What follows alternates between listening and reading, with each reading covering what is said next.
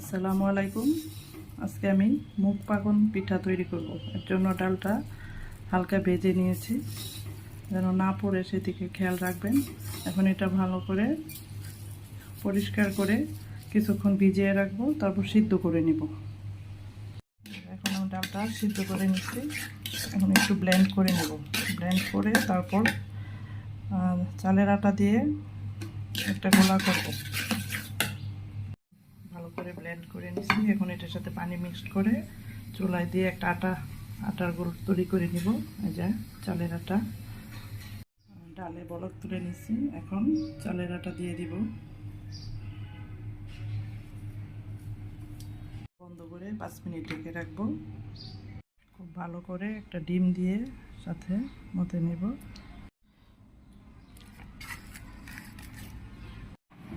ভালো মতন সফট করে মতো নিলাম। এখন এখান থেকে ডো নিয়ে একটা রুটি বেলে নিব মোটা করে।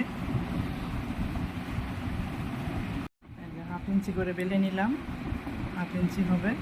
এখন খেজুরের কাটা এটা দিয়ে ডিজাইন করে নেব।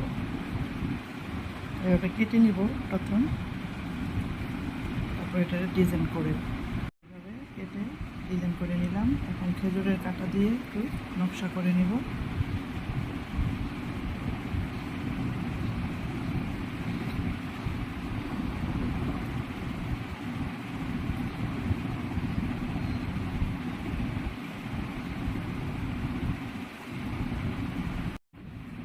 সাইড দিয়ে একটু নকশা করে দেব।